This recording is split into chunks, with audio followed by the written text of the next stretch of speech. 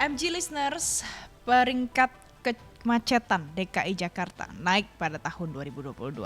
Berdasarkan data yang dirilis TomTom Traffic Index, kemacetan Jakarta berada di peringkat ke-29 dari 389 kota di dunia. TomTom menyatakan pengukuran tingkat kemacetan tahun 2022 juga menyertakan dampak finansial dari kenaikan biaya bahan bakar dan juga kemacetan lalu lintas. Konsumsi bahan bakar per kWh dan juga emisi CO2 saat mengendarai mobil bensin, solar atau kendaraan listrik di seluruh 389 kota di dunia. Kemacetan Jakarta sempat turun akibat situasi pandemi COVID-19 yang belum kunjung membaik saat itu, sehingga banyak warga belum kembali beraktivitas normal. Apalagi dalam 2 tahun terakhir, Jakarta menjadi provinsi dengan tingkat penularan COVID-19 tertinggi di Indonesia. Ini mewajibkan seluruh karyawan untuk work from home atau WFH sehingga otomatis mobilisasi menurun.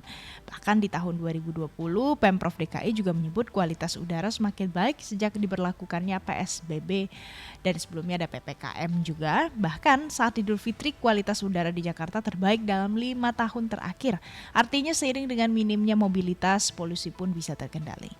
Kemudian apa yang menyebabkan Jakarta kembali kota termacet dari 389 kota di seluruh dunia? Kita akan diskusikan pagi hari ini bersama Ketua Bidang Advokasi Masyarakat Transportasi Indonesia atau MTI Pusat, ada Joko Setiowarno. Selamat pagi Pak Joko. Kita lihat akhir-akhir ini Jakarta ini semakin parah macetnya.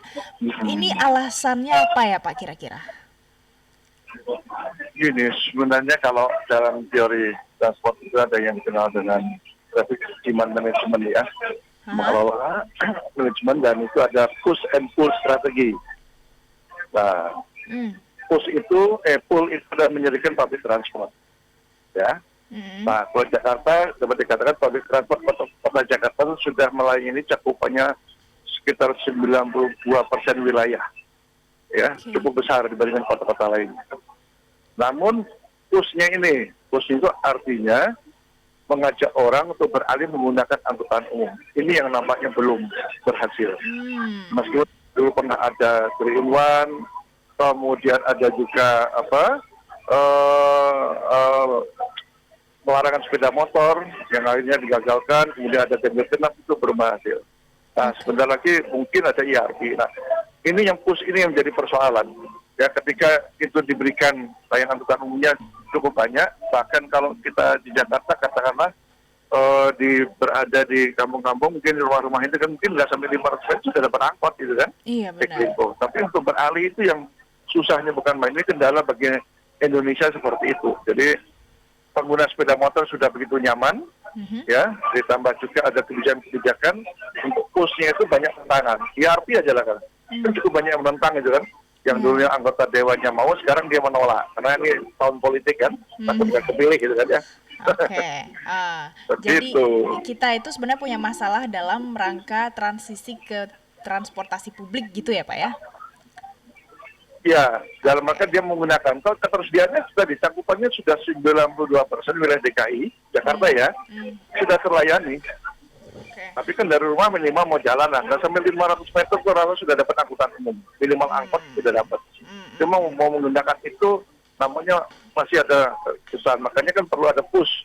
Pushnya ganjil genap tidak begitu berhasil, karena makin lama makin kurang bagus kan, orang punya mobil bisa 2 atau plat nomornya buat ganda gitu ya. Nah, ada yang salah kan, tidak Pak dengan ganjil genap kita di Jakarta ini? Ya memang kebijakan itu tidak bisa bertahan lama, ya. Ditambah lagi, kota-kota pendukung Jakarta itu public transportnya kan buruk sekali. Ya, ratusan kawasan perumahan, mungkin ribuan kawasan perumahan di Bodetabek itu tidak punya akses angkutan umum. Lantas mereka kalau bepergian mau naik apa? Ya kendaraan pribadi lagi kan? Ke stasiun terdekat atau ke Jakarta, ya karena itu juga menyebabkan kota Jakarta ya makin padat juga dengan tidak adanya layanan angkutan umum di kota-kota penyangga. Kita tahu hanya kota Bogor aja baru ada ini kan, kota Bogor, Transpakuan, tapi itu belum banyak. Ketika mau dikembangkan ke Kabupaten Bogor, bupatinya menolak, kan aneh kan? Mau diberikan angkutan umum ditolak oleh bupatinya. Itu baru satu-satunya Kabupaten Bogor ini menolak adanya angkutan umum. Ya, Oke. Kemudian Tangerang sudah punya Ayo. Tapi kan Bekasi, Tangerang Selatan, Tangerang, gitu kan, Oke. Kabupaten Bekasi, Kota Depok itu public transportnya sangat buruk sekali. Nah, sehingga Oh. apa? Sekarang orang menggunakan kendaraan pribadi yang bekerja di Jakarta. Dan Hmm. ini juga membebani sebenarnya bagi kaum milenial. Paling tidak saya bilang gaji kolonial di Jakarta gaji 10 juta. Kalau kurang dari itu, wah Ya. dia nggak bisa beli rumah, nggak bisa beli kendaraan bermotor. Oke.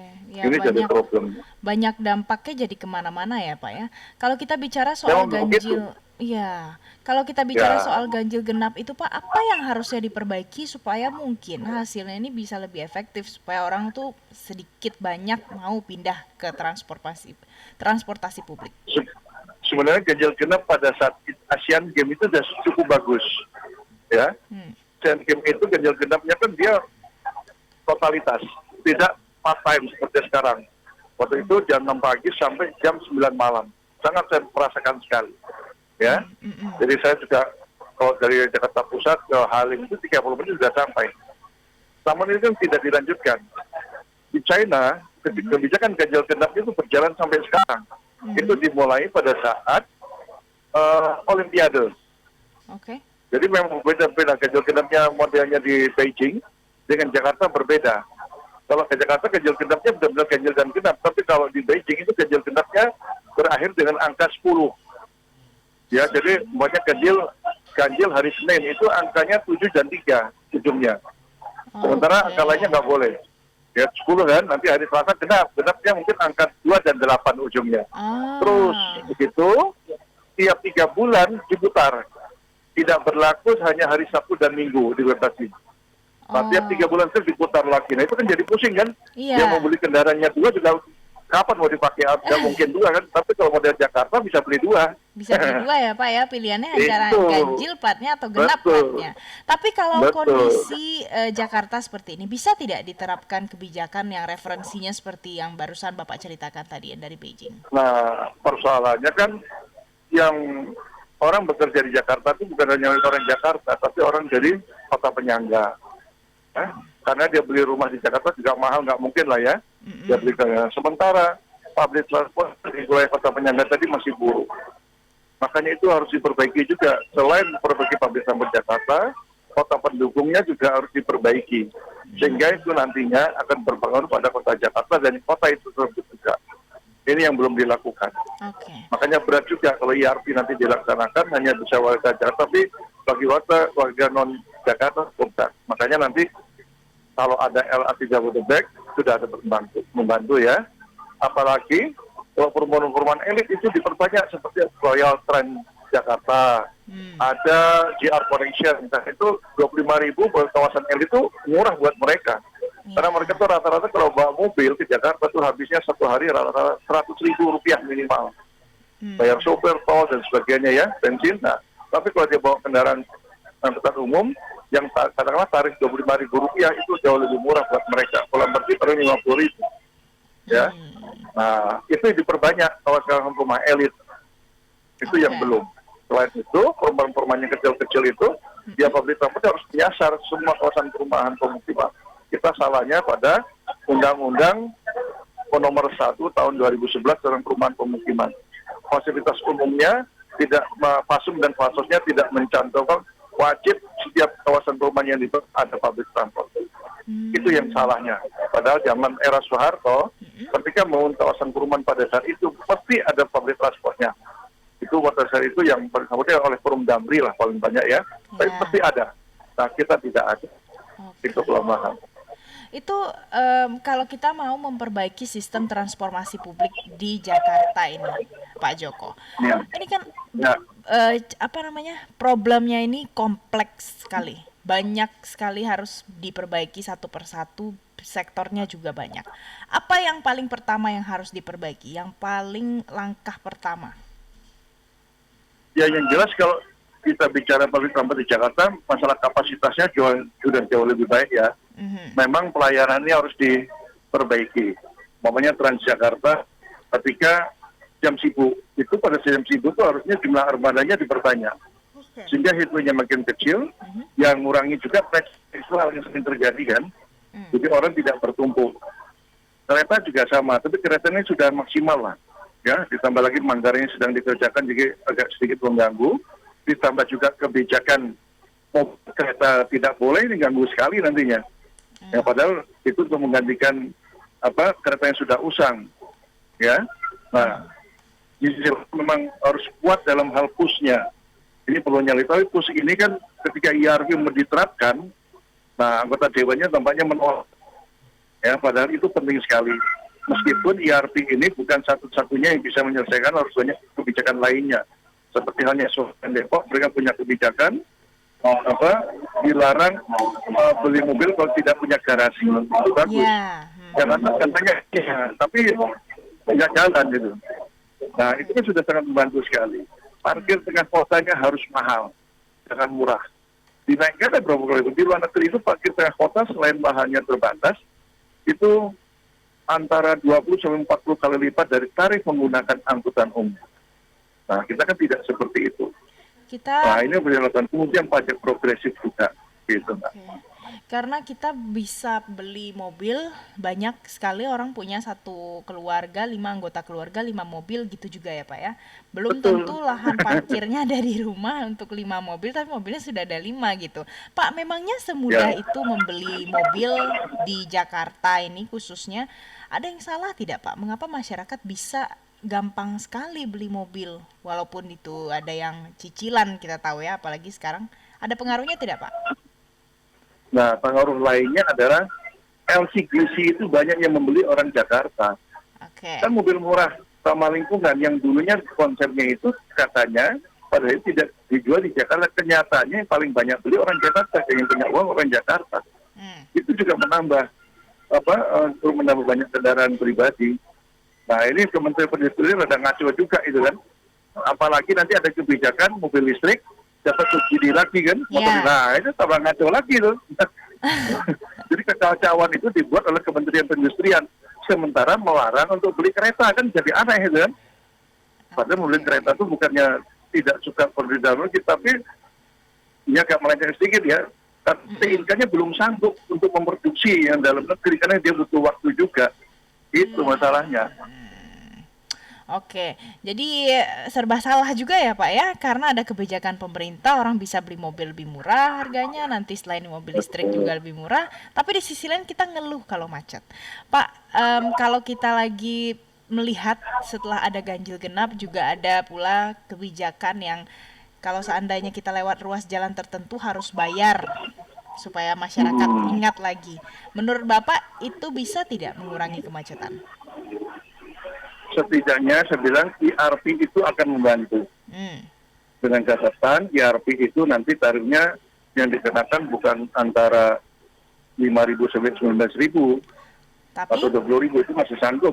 Sampai katakanlah 100 sampai 200.000 maksimalnya. Jadi pada jam sibuk terserah gubernurnya mau dikenakan berapa, tapi range-nya itu jangan 10 sampai 5.000 sampai 9.000, terlalu kecil itu. Yang punya mobil sanggup bayar, dia nggak ada pengaruhnya nantinya. Tapi apa nggak cuma orang kaya saja yang mau lewat di sana, uang Pak? itu bukan target. Uang itu adalah dampak dari kebijakan dan nantinya harus dikembalikan untuk perbaikan public transport, begitu. Kalau biayanya segitu, apa nggak cuma orang kaya saja yang mau lewat di sana, Pak? Bapak tadi menyarankan 100 sampai 200.000, benar ya Pak ya? Pak Joko? Ya, oke. Nah, Bapak dengar ya suara saya? Dengar ya? 100 sampai 200.000. Apa nggak cuma orang kaya aja Pak yang mau lewat di sana? Halo, ya? Kalau biayanya sampai dengan 200.000 untuk satu kali perjalanan gitu Pak, apa nggak orang kaya saja yang mau bersedia lewat di sana? Gimana dengan masyarakat yang notabene-nya tuh kelasnya finansialnya menengah? Bisa tidak mereka tidak komplain gitu harganya sampai 200.000? Ya, komplain itu biasa, pro dan kontra ya. Tapi tujuannya kan agar mereka mau menggunakan angkutan umum. Itu kata kuncinya. Ya. Sementara kalau Jakarta sudah lihat bagaimana angkutan umum di Bodetabek itu diperbaiki dulu. Kalau sudah dibenahi, barulah nanti IRP itu dijalankan. Gitu. Tapi kalau cuma mengandalkan genap, tidak akan bisa Nggak karena akan sudah bisa. terbukti dengan model Indonesia itu tidak bisa seperti halnya di Beijing menghambat orang untuk menggunakan kendaraan pribadi. Makin Oke. banyak menggunakan pribadi itu inflasi kita makin tinggi. Mm-mm. Public transport itu bisa membantu menurunkan angka inflasi di daerah. Kenapa? Setelah saya pelajari, saya lihat adalah angka inflasi tinggi itu karena orang banyak membeli BBM.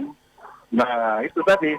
Merembet lagi, beli BBM yang makin banyak, inflasinya makin meningkat, sementara BBM kita sudah impor di atas 50%.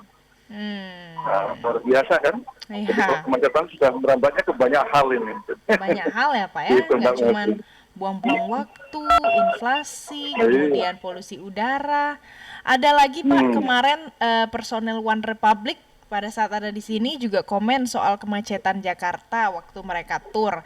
Apa yang bisa kita jawab untuk komentar seperti itu Pak?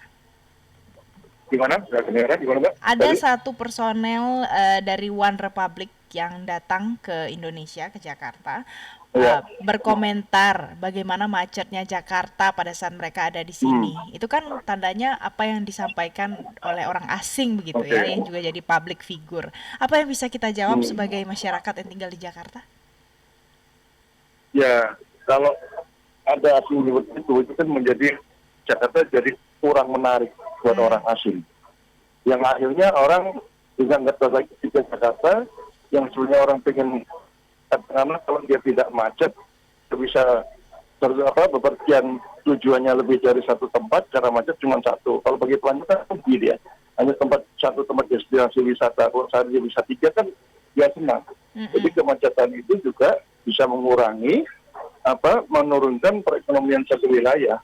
Oke. Itu harus dipikirkan juga kan, bagi pelancong nggak nyaman dia. Bali aja lah katakan, lama-lama orang nggak mau ke Bali, ada macet terus menerus, ngapain saya ke Bali satu hari cuma bisa satu objek wisata namanya gitu kan. Nah, tapi kalau public transportnya bagus, apalagi public transport itu melewati kawasan-kawasan wisata, itu sangat disenangi orang. Seperti halnya kita kalau di Eropa kan memang sana mindednya public transport kan, kita juga menggunakan public transport aja kemana-mana. Kita sudah Iya. dekat dengan lokasi wisata. Oke. Pak Joko, kalau kemarin ada yang dilakukan ataupun pernah menyarankan soal pengaturan jam kantor. Bisa tidak Pak? Iya. Itu salah satu solusi. Untuk ini semakin Itu sedikit juga, lah. itu juga berat tadi. Kata kunci kan public transportnya harus menyasar kawasan perumahan. Kalau untuk Jakarta mungkin bisa, tapi yang kerja di Jakarta kan bukan orang yang di Jakarta saja, ya kan? Nah, Mbak Wafin sekarang rumahnya di mana? Jakarta atau di pinggir? Mungkin sekarang masih di Jakarta kali ya. Tapi suatu saat sudah berkeluarga, ya mikir juga Jakarta kan mahal ya. Iya. Kecuali kalau gajinya 100 juta gitu kan, yang mau kan di apartemen. Tapi kalau cuma nggak sampai 10 juta, 10-20 juta, milih rumah di pinggiran kan. Nah, Iya kalau itu benar. suruh gaji kita, bingung kan? Bingung juga. Oke. Iya. Ada lagi Gitu. Pak solusi lainnya, menutup U-turn. Katanya ini yang menyebabkan kemacetan juga. Menurut Bapak? U-turn itu memang menjadi persoalan ya. Tapi tidak ditutup pun, yang sudah macet, sudah jenuh lah lalu lintas. Jadi itu bukan masalah utamanya gitu ya? Bukan, itu hanya sesaat aja, tapi bukan harus ditutup karena mengganggu sekali. Tapi kalau sudah ditutup pun tidak menyerahkan lagi karena perubahan waktu sudah begitu tinggi. Pak Joko, kalau kita kilas balik lagi, dulu waktu pandemi COVID-19 pas awal-awal, Jakarta ini bisa kita tempuh dari Jakarta Barat ke Jakarta Timur nyetir dengan mobil 20 menit sampai. Itu kan karena mayoritas kita itu WFH gitu ya semua. Orang ada yang mengeluarkan petisi untuk kembalikan saja WFH. Apakah menurut Bapak dengan kita bikin WFH lagi seperti dulu bisa mengurangi kemacetan? Bisakah itu menjadi solusi temporer untuk permasalahan macet kita? Saya kira itu bisa ya, karena saya baru komunikasi dengan beberapa orang di Jakarta, mereka 5 hari kerja, ada yang hanya masuknya, ada yang 2 hari, ada yang 3 hari. Tapi kan tidak semua sektor bisa seperti itu. Ya. Kalau dia pekerjaannya katakanlah buruh kan nggak mungkin kan? Nggak mungkin banget. Ya kan, dia harus hadir kan. Tapi kalau yang manajer mungkin pekerja yang tidak harus hadir mungkin kan. Sehingga mungkin bisa diklarifikasi aja, dipilah-pilah mana yang bisa dan tidak bisa, sehingga yang bagi yang bisa ya FH juga sangat membantu gitu kan. Karena Oke. sudah masih berjalan sekarang. Cuman mungkin masih banyak yang memang harus hadir gitu loh. Dan Hmm. kebiasaan WFH sebenarnya harus diingat bahwa itu orang bekerja loh, bukan dia libur. Ya, Nah, ini harus benar. dikuatkan, nanti WFH dianggapnya libur kan, padahal kerja dia kan. Nah, bosnya bingung, pimpinannya kontak kok nggak ada, kemana-mana rupanya main-main. Lalu enggak, dia kerjanya cuma harus di rumah. Karena kalau Oke. dia masuk kerja, mengganggu lalu lintas semua begitu ya. Hmm. Beberapa sudah masih berjalan sampai sekarang kok. Dan mungkin tidak begitu banyak ya. Ya, jadi kita mulai merasa kalau oh dulu tuh emang bisa Jakarta ini tidak macet pada saat WFH ini dilakukan. Nah, ini jadi salah satu Iya. alasan mengapa oh kita bisa nih throwback lagi WFH gitu. Ya kan ya Pak Joko ya. Pak Joko, tapi kalau kita balik lagi ke soal infrastruktur, kalau seandainya kita mau supaya kita punya public transportation yang lebih baik gitu. Bagaimana pembangunan infrastruktur ini harus dilakukan perlahan-lahan gitu, Pak? Ya, public transport itu harus dibangun tidak hanya Jakarta ya. Jakarta sudah menunjukkan yang cukup bagus ya, public transport, ada kereta, ada jalur bus juga sampai tingkatnya angkot. Tapi bagaimana itu dibangun di banyak kota di Indonesia. Temennya kota Jakarta itu sekarang sudah ada 6 kota, macetnya hampir sama. Sekarang saya di Makassar ya, Makassar, Bandung, Medan, Semarang, di Jogja, ya, dan Palembang itu sudah kota-kota macet dan pasar ya, luar biasa itu. Nah ini harus ditanggulangi segera mungkin, kalau tidak makin banyak seperti Jakarta kan menjadi ekonomi juga akan terganggu nantinya. Di kota. Oke. Oke. Jadi ini Dan lagi benar-benar yang di Bodetabek juga harus itu. Ya, harus segera ditangani lah, jangan dibiarkan lama-lama seperti ini. baik-baik. Jadi ini harus segera ditangani karena infrastruktur untuk transportasi publik ini penting. MJ listeners kalau punya pendapat boleh komen di segmen interaktif, bisa telepon kami di nomor 021583991123 atau di komen di Instagram di @mgradio_network. Nanti Pak Joko akan jawab. Pak Joko, kalau kita bicara Ya, lagi satu contoh public transportation kita adalah MRT. Penggunaan MRT ini sebenarnya kepalang tanggung gitu ya Pak ya. Kalau rumahnya di Jakarta Barat susah untuk pergi kerja dengan menggunakan MRT. Jadi apa yang harusnya diperbaiki lagi di MRT ini? ya, MRT fase 1 sudah operasi ya, Lebak Bulus sampai dengan Bundaran HI, Ya, 17 km. Nah, sekarang bagaimana yang berikutnya nunggu lagi, nunggu yang lagi. sampai dengan apa itu utara ya. Ya betul. Yang ketiga ini sedang proses dari ujung barat ke ujung timur. Ya, itu lebih panjang lagi. Saya nggak tahu kapan akan mulai dibangun itu kan, tapi nampaknya akan bisa segera lah. Karena melihat kebutuhannya juga cukup tinggi, investor juga sudah ada, ya mungkin mudah-mudahan bisa segera. Ditambah juga LRT Jakarta, itu penting. Ya. Ini 5 tahun ini stagnan kan, tidak dibangun, padahal demandnya sudah jelas itu. Orang Kelapa Gading itu kan mau ke pusat naik apa dia? Ya, masa sampai di Rawamangun suruh berganti nggak mau dia, tapi kalau itu dulu 5 tahun sudah dihubungkan sampai dengan dulu rencana konsepnya kan sampai dengan Duku Atas, bahkan bisa sampai minta sampai dengan Tanah Abang. Itu sangat membantu sekali. Ya mudah-mudahan targetnya 2024 setahun bisa jadilah sampai dengan Manggarai gitu ya. Nah, sangat membantu. Itu bisa ditargetkan harusnya tuh lebih cepat atau gimana sih Pak timelinenya sebenarnya yang paling ideal supaya kita tuh pelan-pelan transportasi publiknya bisa lebih baik gitu. Ya 5 tahun lalu kan stagnan itu kan, Ya. nggak ada pembangunan LRT lagi kan. Mm-mm. Kalau kemarin dibangun sudah membantu juga kan. Akhirnya sekarang targetnya ya setahun lebih sedikit bisa jadilah. Itu kan nggak salah kurang 6 kilo atau 7 kilo ya, 6,9 kilo lah. Dari Rawamangun, Velodrome menuju Manggarai. Kalau Ya, dari kalau MRT nanti yang sekarang, kontraktornya banyak bisa cepat. oke. Kalau dari MRT yang sekarang ada tidak Pak yang bisa menjadi catatan untuk perbaikan? Kalau MRT sekarang sebenarnya kalau Lebak Bulus itu masih bisa diperpanjang lagi, memang sudah ada beberapa kajian ya, mencari investornya juga sampai dengan itu kan karena dulu yang perjanjian DKI, sebenarnya demandnya tidak hanya sebatas itu, kalau dia bisa sampai selatan lagi di daerah Tangerang bisa akan menambah lagi. Tapi setidaknya sudah lumayan lah. Mereka ada feedernya, kalau belum itu ada feedernya aja diperbanyak. Kawasan-kawasan perumahan di daerah selatan ya, kita dengan bus, gitu. Sama juga kalau LRT Jabodetabek tidak sama. Itu kalau sampai ke Bogor dan belum, tapi bagaimana dari Barang Siang, umpamanya ya, 2050 ada feeder menuju ke stasiun Harjamukti. Oke. Ada lagi yang paling banyak digunakan masyarakat kalau mau berangkat ke pasar, ke kantor jam 5 pagi naik KRL. KRL kita ada yang Ya, salah tidak, Pak? KRL itu ini memang dulu luar biasa. Tahun 2013 itu penumpangnya hanya 350.000. Nah, sebelum pandemi sudah mencapai 1,1 juta lebih lah per hari ya. Ya. Sekarang pandemi menurun, kemudian pandeminya selesai, ini sudah mencapai 850.000, luar biasa. Nah, masalahnya kereta ini kan kereta bekas semua. Kita tahu tahun ini ada 10 transit harus dipensiunkan, berarti kan kapasitasnya berkurang. Nah, sementara kalau pesan dalam negeri, PT Inka itu baru bisa sanggup menyelesaikan 2025. Nah, bagaimana ini? Apakah tetap kita menggunakan kereta yang sudah usang dengan risiko keselamatan, ya, atau tidak dioperasikan tapi banyak nanti pengguna KRL-nya terlantar? Ini pilihan, ya. Sementara Kementerian Perhubungan tidak boleh, harus dalam negeri. Nah, saya bilang ini sekdijennya mungkin nggak pernah ke lapangan, nggak pernah naik KRL dia. Dia nggak paham itu. Kalau dia tahu lapangan tidak seperti itu. Nah, ini banyak penolakan juga.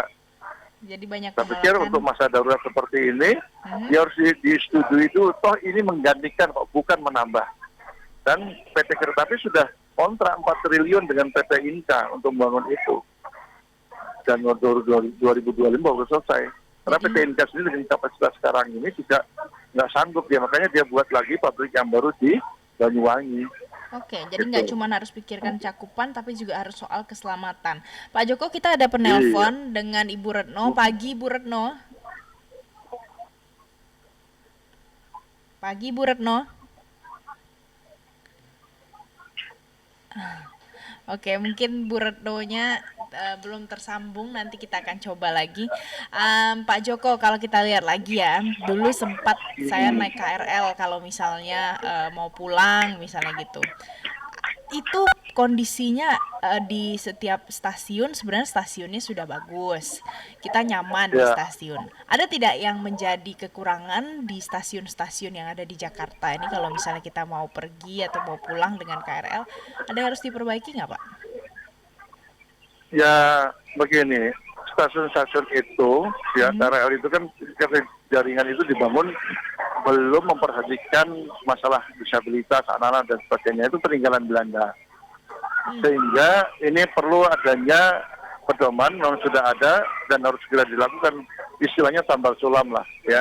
Beda halnya membangun yang baru seperti MRT, LRT, sejak awal itu sudah mengikuti aturannya. Ya, jauh lebih mudah. Ini kan tidak kan, apalagi karena harganya dinaikkan dan sebagainya. Ini PR cukup berat lah bagi operator ya. Dan melakukan ini. Makanya kalau memang tidak bisa dibuat ada tugas yang membantu umpamanya seperti itu. Ya. Kemudian stasiun-stasiun sekarang sudah mulai banyak dibenahi lah.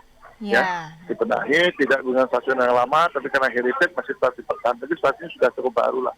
Ya, bahkan untuk melintas juga sudah dibuat underpass, jadi nggak melintas di kereta relnya nggak lagi lah. Karena kereta sudah tinggi. Tapi kalau mau dibuat seperti di MRT dengan pintu tertutup ini agak susah.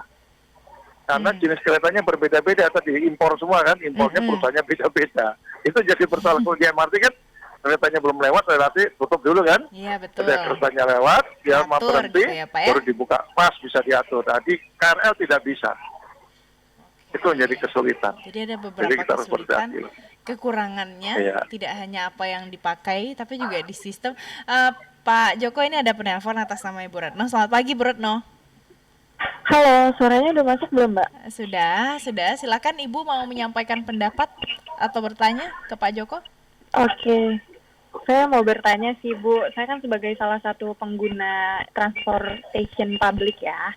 Nah, Untuk saat ini kan kita bisa melihat kalau pekerja tuh banyak banget nih dari berbagai Jabodetabek. Nah, sedangkan transportasi publik yang digunakan ini menurut saya itu populasinya terlalu banyak, terlalu padat. Nah, bagaimana sih upaya dari pemerintah ini untuk mengatasi agar Jabodetabek ini bisa terminimalisir macetnya gitu sih. Oke, oke. Oke, terima Baik, kasih. terima kasih Bu Retno. Pak Joko, sebenarnya pertanyaannya sama ya Pak ya, tapi memang itu yang Iya, dikeluhkan oleh orang-orang. Mungkin dia tinggal di Depok atau tinggal di iya. Bogor. Tapi Mm-mm. kalau ke sini ke Jakarta jadi susah di jalan karena macet. Hmm. Gimana cara kita mau menjawab pertanyaan publik yang sekian banyak ini bertanya Pak? Karena ini juga sebagiannya dari ini kan adalah keluhan ya Pak ya. Mau mulai dari mana Pak Joko? Ya tadi saya katakan di awal, jadi kota-kota Bodetabek ini mestinya mereka Pemda itu membuat public transport ke kawasan perumahan-perumahan pemukiman itu harus ada. Tanpa itu kesulitan mereka mau berpergian harus bawa mobil atau minimum bawa sepeda motor. Ya kalau ibu-ibu bawa anak kecil sepeda motor tidak takut kan? Iya, Makanya iya. saya bilang itu zaman Pak Harto dulu kalau nggak usah membuat kawasan perumahan itu mesti ada angkot atau bis yang masuk. Tidak seperti sekarang. Itu yang kelemahannya. Nah Oke. kalau sebab itu yang harus segera dibenahi itu jadi hanya Jakarta bagaimana menciptakan public transport ke semua kawasan perumahan di Bodetabek harus diadakan. Tanpa itu saya kira akan kesulitan warga perumahan itu menggunakan public transport. Baik. Jadi ini adalah salah satu yang harus dijadikan catatan oleh pemerintah supaya tidak hanya memikirkan oh di sekitar Semanggi, di Sudirman gitu ya Pak ya, tapi juga ternyata ada PR Iya, lain lagi di perumahan karena tadi seperti penelpon kita juga mungkin rumahnya jauh dari Jakarta harus bekerja ke Jakarta tapi setiap hari mau pergi selalu macet. Pak Joko terima kasih untuk informasi dan berbagi perspektif baru untuk MG listeners pagi hari ini. Terima kasih Ketua Bidang Advokasi dan Kemasyarakatan Masyarakat Transportasi Indonesia Joko Setiawarno sudah bergabung bersama kami di MG Radio. terima kasih Terima Mbak Melvin. kasih Mohon Pak maaf ini Joko, suaranya agak hati-hati di gaduh jalan. Iya dengan naik Bapak. kereta. Nggak apa-apa. Makasih, sehat Makasih selalu. Bapak. Sehat selalu Pak.